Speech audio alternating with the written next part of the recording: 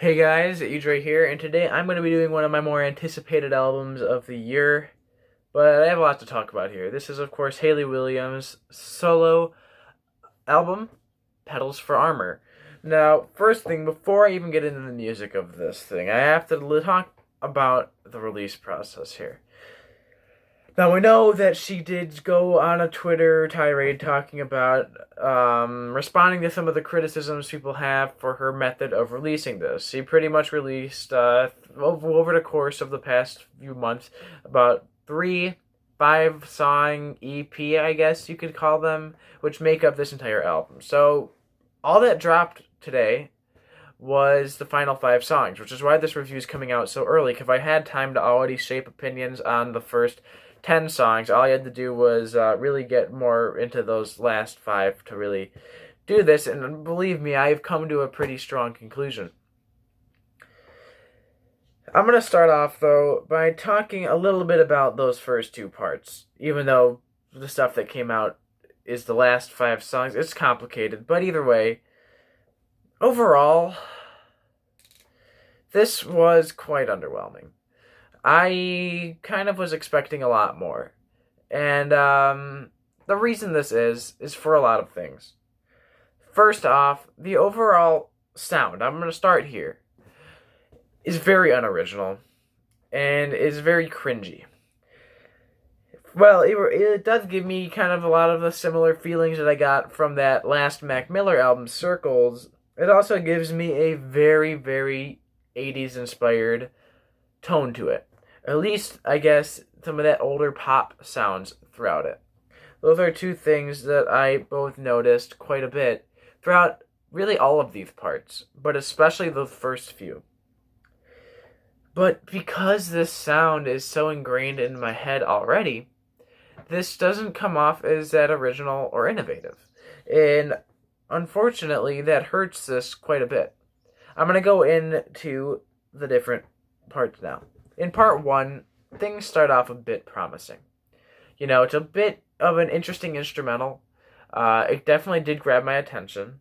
But it went downhill pretty fast for me. And the reason that is because a lot of these songs, especially the song Simmer, the opening track, leads to a very anticlimactic climax. I mean, these are, you could sense something building up, but then when you finally get to that point, it's like, it's okay. It's not like, you know what I mean? It's very anticlimactic. But unfortunately, well, I personally wouldn't mind that too much as long as the songs were well written. The lyrics on this, throughout this album, it just really shines through on this first half, or first third, is the lyrics. To me, these lyrics are very cringy. And the reason I feel that way is just because, like, we know that a lot of her divorce and everything has inspired this album, but the way she writes about her issues like that is way too upfront, is way too, like, straightforward. Like, yeah, this is what's going on. And but not in a good way. More like a lazily written way, not cleverly, like, metaphor and all that. Hard to explain in words, but I do think that her lyrical delivery here is very lacking, and I think that it just adds a little bit of cringe to this album. I will say, however, I do like some of the beats in this first one. And to be fair, most of my compliments and complaints of the first part follow through on the second part. Where things start to get very different is on part 3. Which, in my opinion, is by far the worst part of this entire album.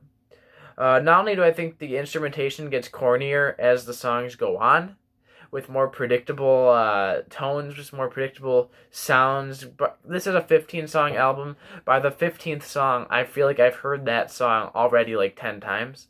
It's just very unoriginal to me, and it's annoying because Paramore was one of the leading bands of their time, and I think that they really stood out against a crowd. So hearing Hayley Williams stoop this low, to me, is very disappointing. And I have to just simply talk about her vocal delivery a good amount here. I think that it's just really unimpressive, and it's unnatural for her. What I mean is that I think it's really clear that she's trying to expand out of her comfort zone, but the way she's doing it isn't good. I quite like when artists take that risk, and I do appreciate her risk taking here, but it just, I don't think it turned out that good. I think that this definitely isn't her style, and it kind of sounds more like an imitation of the style than it does like sound like Hayley Williams. It sounds like somebody doing an imitation, not actually Hayley Williams. And the thing that really throws me off about these vocals is even if technically she's talented, these are some of the worst vocal melodies I've heard all year. Period. Some of the worst. Watch Me Bloom is to me, or Watch Me While I Bloom, sorry, is to me one of the absolute worst vocal melodies I've ever heard on a song in the past few years. I think it's so hard to listen to, and and she's singing over a very bland, dry instrumental. And on top of it all, these songs are just dragged out for too long. I know that these songs are only between around 4 minutes in length, most of them. Some of them even shorter. But the way these songs are put together, by the time I pass the 2 minute mark, I feel like I've heard everything the song has to give. So anything after that point just seems pointless. Sugar on the Rim is a great example of that. It's a song that's only like 4 minutes long, but it feels like it's like 10 minutes long. Because after the 2 minute mark, I've already heard everything that song does. So then like there's nothing left for me to explore or discover as the song progresses. So by the end of those 4 minutes, I'm like, wow, that was going on for way too long. And yeah, I just think, overall, I think the vibe I get from this album is not a good one. I think, and a lot of that lies in the vocal delivery, the vocal melodies, which I really don't like on this album. I think there's a lot of really bad, cringy melodies, and those go hand in hand with my earlier comment about these songs being very anticlimactic. You know, you'd think with all the personal life stuff that influences this album that there'd be a bigger climax at some point. These songs would have a much that would feel much deeper than they are. And while I'm sure that to her these songs are quite meaningful, she didn't do the best job really portraying that out to the public, and I don't get anything too meaningful out of this. Overall, I think she really did do an effort of trying to do a more minimalist, more pop, a more 80s influenced album, which actually isn't that dissimilar to what Paramore was trying to do, but it's just the execution to me is so bad to the point where, unfortunately, I can't get into this. I really was hoping that this album would be strong, because I do quite enjoy Paramore's stuff. But unfortunately, I have settled on giving this album a late 3 out of 10. I know this is my like third or fourth 3 I've given this year. But I genuinely I don't enjoy this. I think it's unoriginal. I think that she's trying too hard.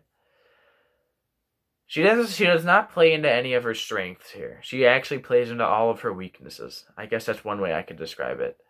I was hoping for a lot more. I'm glad that she's out there putting out solo stuff. I do hope that her solo stuff improves, because she is more than talented. But that's it for now. Hayley Williams, Petals for Armor, an unfortunate, very unfortunate 3 out of 10.